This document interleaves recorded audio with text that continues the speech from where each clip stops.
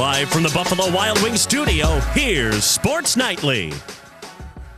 Welcome into Sports Nightly. I'm Yaw Bonsu. Now's the time of year where you look for any and every scenario your team needs to make it to their conference title game. For example, Toledo needs Ohio or Miami to go 1-1 to end the year, and the Rockets need a win out. It's all convoluted. But hey, one team that is already out of both the MAC title and bowl contention is Bowling Green. Coming off a tough loss this week to Eastern Michigan, the Falcons are looking to bounce back in their MACTION debut. And rather than being frustrated with the L, head coach Eddie George is looking at the week-to-week positives. Culture, identity are the priorities with the season winding down. And the Falcons are treating MACTION as a privilege. It's a grand opportunity for the seniors to get a win in their last game at the Deutsch.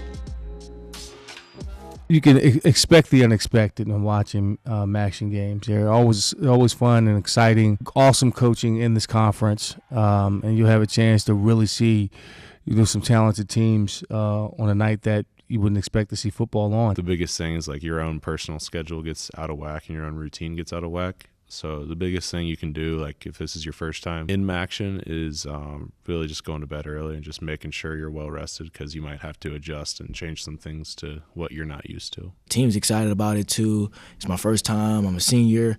I just want to go out there and support my brothers and just be excited together one more time. Keep putting one foot in front of the other and fight every week, and this week means something special. It's a lot of the last guy's time in the Deutsch, so going out here and getting a win for our last time in the Deutsch would be really special for everyone on the team and everyone watching from the stands too. An update on the 3 Bowling Green football players who were arrested earlier this month. Brennan Ridley, Caleb Goodlow, and Leo Camp were charged with misdemeanor assault. This comes after Ridley and Goodlow allegedly assaulted a bouncer at a bar. Video footage did show the 2 players pushing and hitting the victim multiple times, that according to a BG Police Department incident report. Bowling Green head coach Eddie George giving an update to the media earlier today. It's been handled. It was a university deal, and they're going to be back on the team, and they've learned a valuable lesson. Meanwhile, Toledo's bowl eligible for the 16th straight season following Wednesday's win against Miami. UT clipping the Red Hawks' wings thanks to another great showing on defense. UT had 3 picks while allowing just as many points. It's Miami's lowest tally since being shut out in Week 1 against Wisconsin. Head coach Jason Candle says what his guys did in Oxford is easier said than done. Holding a college football team to 3 points is really hard to do. I don't care who you're playing, where it is, what the weather's like. That is extremely difficult to do. Other than us, consistently, Miami's the best team on defense in our league. But they're good. They're hard to move the ball on. Nobody scores 30 points on these guys. So credit to them. They're a good defensive team. But proud of our guys from the fight today. High school now, big playoff matchup in Liberty Center this week as Liberty Benton comes to town. For the home team Tigers, they come in riding a perfect record of 11-0. The Tigers have only 3 L's on their resume since 2022, 2 of which came in the state championship game. If Liberty wants to come out on top on Friday, it knows it'll take more. Well, it's just, taking care of little things. I mean, there's a fine line between winning and losing at that stage, and there's just a couple plays here and there. You got to be able to beat elite talent and elite coaching, and we feel like we've got to get better in those areas. Every team is different, so you got to evaluate. Here's what we have coming back. Here's where they can fit in. Who do we need to fill in positions? And I think our assistant coach has done a great job of kind of plugging guys in where we needed them. So basically, it takes more is our team motto. And we believe that the past few years we haven't done everything we need to do because, it takes more. We got to have the extra reps.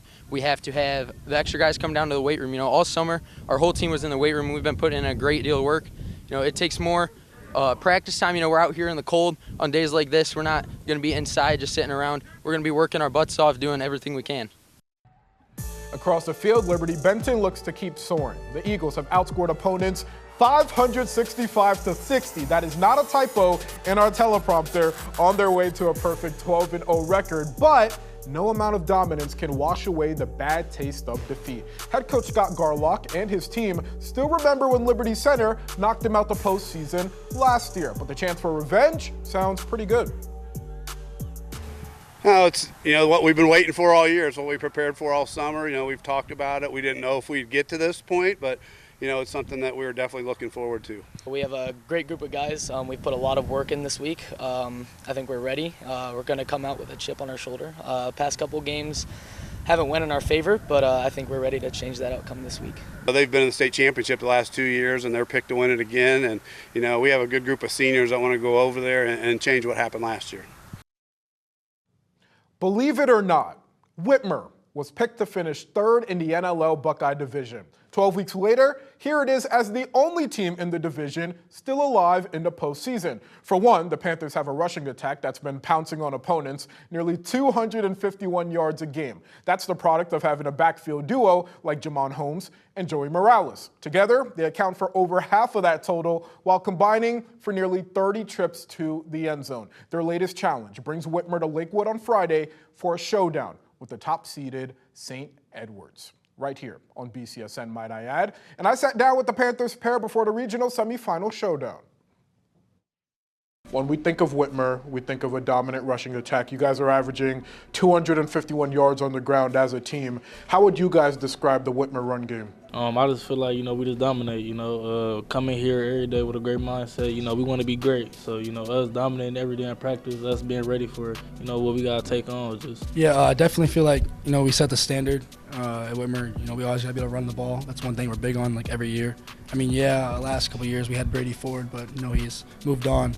But, we've always been key to, be able to run the ball. That's what we always want to be able to do. As a team, you should be able to run the ball, and that's what we do really well at. So you guys are two different style of back. Jamon, you're a bit more of a bruiser. Joey, you're a bit more of a scat back. But how are you guys able to feed off each other so well? Oh, yes, sir. Me and Jamon, we've been with each other since elementary school. We both went to Greenwood, and we played running back there. And, just us with that history, we both know if we both stay healthy, it's going to be really hard for defenses to stop us. And not only that, we have another running back, Jaden Jones, who's another bruiser guy. And it's really tough for defense to stop us, honestly. Nearly 1,700 rushing yards combined, 29 touchdowns. What do you most appreciate about each other's games? Joey, he oh my, he fast. when we need a big play, we know who to call. So I really appreciate, I get down the gritty. He will too, but. Yeah, when his number get called, when we get a big play run, oh yeah, it's great. Yeah, I'll definitely say, having both of us right there, I feel like, we'll drive down the field. We get in that red zone. You got big bad Jamon Holmes coming through. It's gonna be tough to put him down. So they like to, put me right there and let him run that ball as soon as he gets that red zone because it's a big boy right there. So, yeah. And I look at the second round of the playoffs, huge win over Perrysburg. You guys had 186 yards on the ground as a team. Great tally, but your lowest tally since week 2. But the fact that you guys were able to still get the W, despite the run game maybe not being as effective as you guys wanted, what did you guys learn from that win? It's definitely a process, Not, going to every game, it's not going to be just easy. It's definitely going to be hard. They're going to stack the box. We good running backs, so they obviously going to stack the box. But, us having us good receivers, our receivers are definitely slept on. Us having good receivers, take a little pressure off of us. Get that run the game back. It's easy. Yeah, you definitely look up front. Not going to lie, everybody was kind of doubting us in the start of the year, saying that, leaving with Carter Lowe going, Donnell Nix going, Cooper Brinkman, Blake Wolf all going, just Kyler Kubins, that was the starter. They really doubted us at first, but, I feel like that O-line has definitely proved themselves that they're probably the best O-line in NLL. So, look at Kyler Koopmans. He's a great leader on that O-line, man. I feel like he's a lot slept on, too. I honestly think he's the best O-line in NLL, too. But, man, that O-line up front, they really get the job done for us. And, you can't do that without a good O-line. So. You talked about people doubting you. That also came with the fact that you guys have a new head coach. But we're talking about a guy in Coach Keller who's been an assistant with the program for 20 years. So how did that continuity help you guys as you chased an NLL title? Sophomore year, he came back in the program and he helped out as running back coach. And, that was big because at first we weren't going to have we didn't know if we were going to have a running back coach, and then he stepped in and did a great job. And I feel like building that relationship with him as a running back coach and then just fit perfectly well as him going to head coach. Like you said, he's been around this program for many, many years. And so I didn't really look at it as a big step or a big move. It's just same standards, same thing. We're going to be the Whitmer Panthers, and that's what we're always going to be. So. How did you see Coach Keller kind of not change the program, but continue the level of excellence that this program is used to? You know, I'll definitely say him keeping us prepared every single week, you know. Setting the standard, you know, get 1% better every week. And, you know, we've been doing that since, you know, day one since he's been here. So definitely that, you know, just changing the standard, just wanting us to be great. You know, he all there for us, you know. He just wants us to be great. And you know you guys are making a deep playoff run when it's cold outside. It feels like 10 degrees.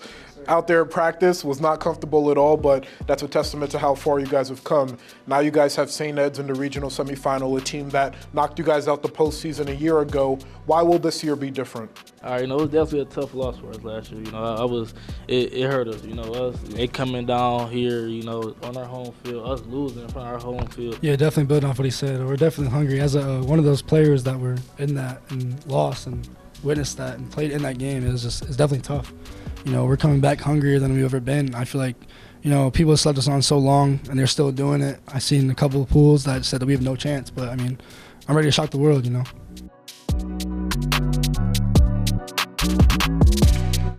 Shock the world, we will be witnesses. Whitmer taking on St. Ed's tomorrow, regional semifinals, and you know where to find it. BCSN at 7 p.m., of course, Central Catholic, and Perkins also highlighting our 3-game lineup.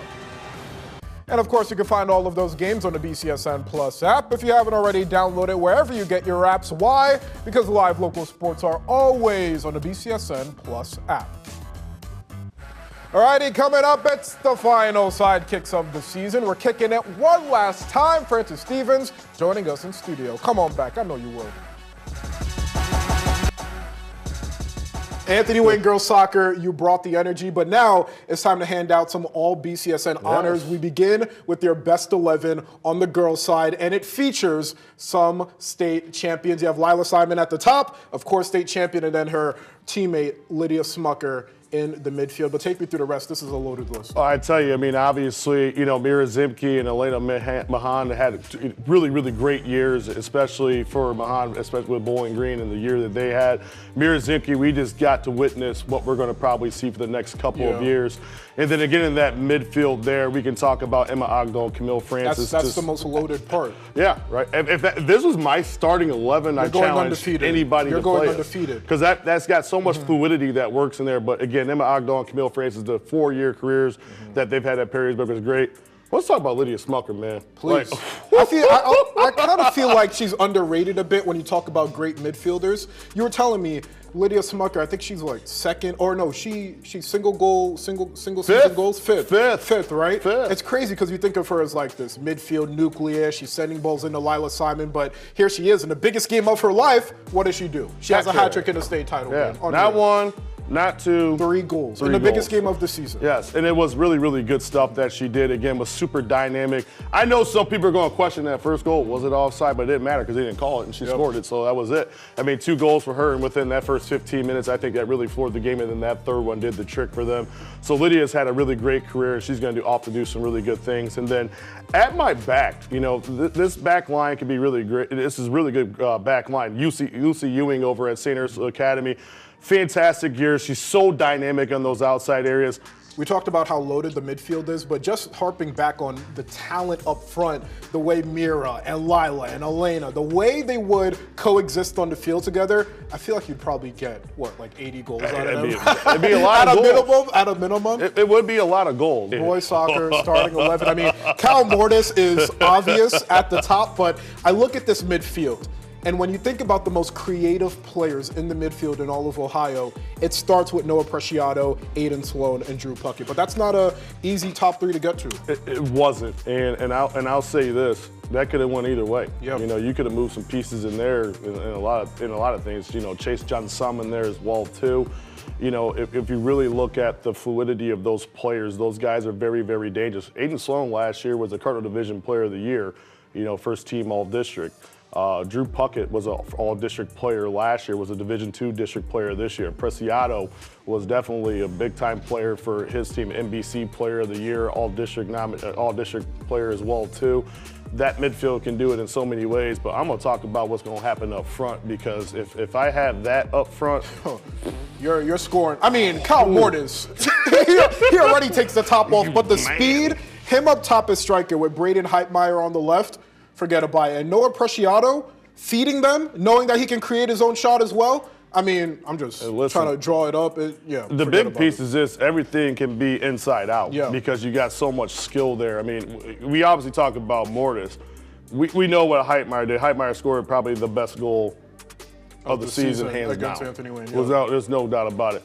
But, you know, Louis Snelling, I mean, he's a kid that's been under the radar. Underrated. Yeah. You know, and really was a big piece of what Dave Scozens' Maumee Valley Country Day School Hawks could really do this year, was being able to put himself in, you know, winning spots. And if you look at this 11, a lot of winners on this list, a lot of guys who know how to win and get it done.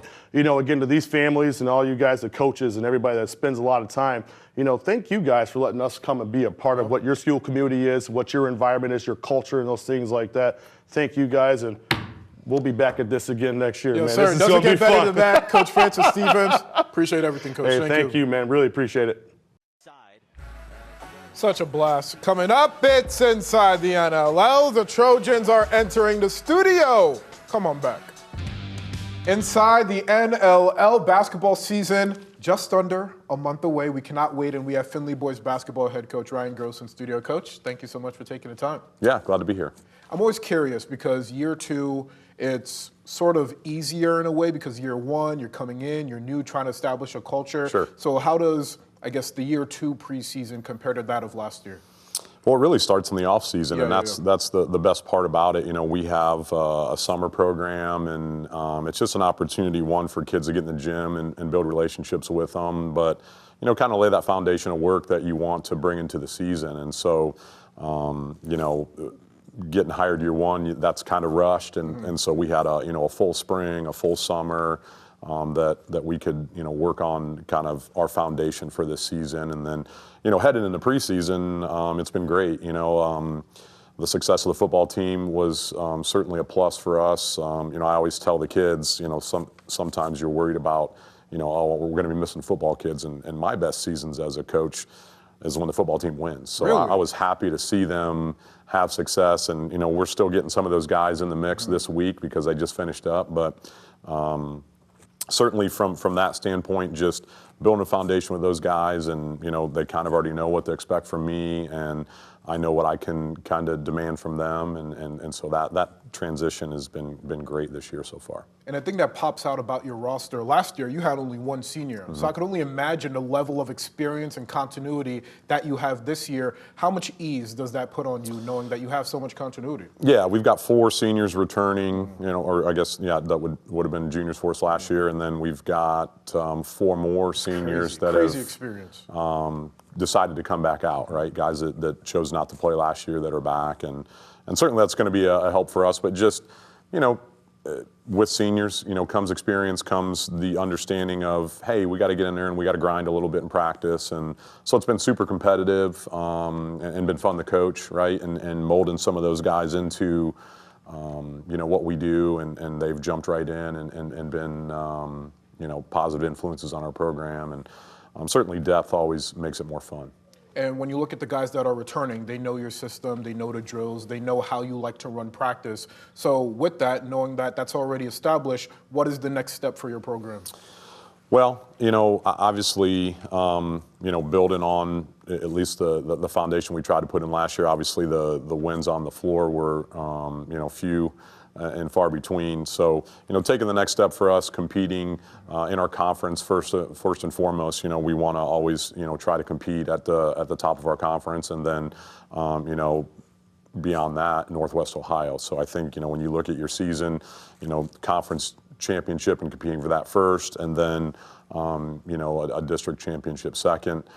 You know, we're going to have to put in a ton more work to be able to get that done. But, and obviously, you know, we already talked a little bit, the NLL is a grind in itself. So, you know, big goals for our guys, but I think we've got a group that, you know, understands, you know, it's going to take a lot of hard work to do that. And, you know, so far in the first 2 weeks of practice, we're off to a good start. Cannot wait to see what the Trojans will do this season. Findlay Boys basketball head coach Ryan Gross. Coach, thank you so much for taking the time. Look forward to following your team all season. Appreciate it. Can't wait for basketball, but coming up, the lights will be bright for the freshmen. Ooh, come on back. I know you will. Top 25 matchup on Saturday as former Clay quarterback Mason Heinschel and the now number 22 Pittsburgh Panthers host Notre Dame. Panthers sitting at 7-2 on the season, but ever since Heinschel earned the starting job in Week 5, the Panthers are undefeated. College game day will be at Acrisure Stadium as well, with the game starting at noon on ABC. We'll be right back. Pep in my step. Yeah, right. Alrighty, here's another look at our high school football schedule for Friday, round 3, regional semifinals. Whitmer is looking for revenge. Not only is Whitmer looking to move on to the regional final, but the Panthers got eliminated by St. Ed's a season ago. It will be motivation for Jamon Holmes, who didn't play last year, but now you have Holmes and Joey Morales. Meanwhile, Central Catholic, if I tell you the Fighting Irish are going to upset Wapakoneta, I'm going to get screamed at because it won't be considered an upset. Central Catholic taking on Wapakoneta. Of course, the Fighting Irish are favored in that matchup. And Perkins somehow upsetting Napoleon last week. The Pirates taking on Galleon. It's going to be a loaded day. Game Day Nation Overtime starts at 10:30 tomorrow. Have a great night.